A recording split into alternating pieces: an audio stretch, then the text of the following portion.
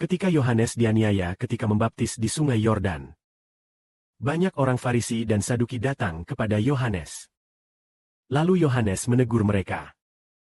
Menegur mereka dan berkata bahwa mereka adalah keturunan ular berbisa. Jika tidak menghasilkan buah, maka akan dipotong. Karena meskipun mereka berkata bahwa mereka adalah keturunan Abraham, adalah Allah yang telah membuat perjanjian dengan Abraham sebagai keturunannya. Tetapi jika tidak menghasilkan buah yang baik, mereka akan dipotong. Karena Allah akan memberikan keturunan kepada Abraham. Mari kita baca apa yang dikatakan Yohanes tentang hal ini. Saat Yohanes memberitakan Injil di padang gurun Yudea, orang-orang dari Yerusalem, otoritas Yahudi, dan seluruh wilayah Sungai Yordan datang kepada Yohanes. Yohanes secara terbuka.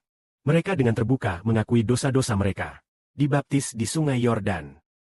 Yohanes melihat banyak orang Farisi dan Saduki datang ke tempat pembaptisannya. Mereka ingin Yohanes membaptis mereka. Lalu Yohanes berkata kepada mereka, "Hai keturunan ular berbisa, siapa yang mengajarimu lari dari murka yang akan datang? Hasilkanlah buah yang sesuai dengan pertobatan. Jangan berkata dalam hati bahwa Abraham adalah nenek moyang kita. Aku berkata kepadamu, Allah dapat membangkitkan keturunan Abraham dari batu-batu ini. Sekarang kapak sudah diletakkan di akar pohon. Setiap pohon yang tidak berbuah baik akan ditebang dan dibuang ke dalam api." Di sini Yohanes menyebut orang Farisi sebagai keturunan ular berbisa. Dan berkata kepada mereka, jika tidak bertobat, akan mengalami murka. Apa itu murka? Itu adalah murka api belerang yang membara. Meskipun orang Farisi adalah keturunan Abraham, namun Yohanes berkata, Allah dapat membangkitkan keturunan Abraham dari batu-batu ini. Batu-batu ini merujuk pada orang seperti apa? Orang yang percaya kepada Tuhan. Hanya orang beriman yang bisa menjadi keturunan Abraham.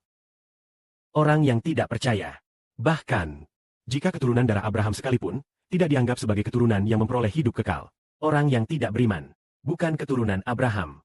Saudara-saudari, ingatlah saat Allah mula-mula. Abraham menang. Ketika Abraham berumur 99 tahun, Allah mengubah namanya. Awalnya namanya adalah Abram. Kemudian diubah menjadi Abraham. Arti Abraham adalah Bapa dari segala bangsa. Maksudnya apa? Orang dari segala bangsa dan suku. Siapapun yang memiliki iman seperti Abraham, maka Abraham adalah Bapa iman mereka, yaitu ayah mereka. Jadi di sini dikatakan, Allah dapat membangkitkan keturunan Abraham dari batu-batu ini. Itu hanya bisa terjadi pada mereka yang percaya pada keselamatan Allah. Orang yang beriman kepada Allah. Allah menjadikan mereka sebagai keturunan. Menjadi keturunan Abraham. Agar mereka diselamatkan seperti Abraham. Jadi di sini dikatakan, kata Abraham. Kita memahami namanya sebagai Bapa iman.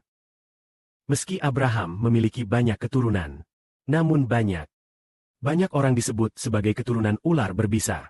Itu membuktikan tidak semua keturunan Abraham mendapat hidup kekal. Hanya sedikit yang seperti Abraham, yang beriman kepada Allah yang mendapat hidup kekal. Jadi kita berkata di sini bahwa kamu harus bertobat. Bertobat itu berarti percaya kepada Allah untuk bisa bertobat. Di sini dikatakan, sekarang kapak sudah diletakkan di akar pohon. Setiap pohon yang tidak berbuah baik akan ditebang, dibuang ke sungai. Pohon itu melambangkan orang. Kapak sudah diletakkan di akar pohon. Artinya Allah sudah siap menebang pohon itu. Perlu menebang pohon yang tidak mau bertobat. Pohon itu adalah manusia. Jika tidak berbuah baik, akan ditebang. Berbuah baik akan dibiarkan. Lalu pohon seperti apa yang berbuah baik?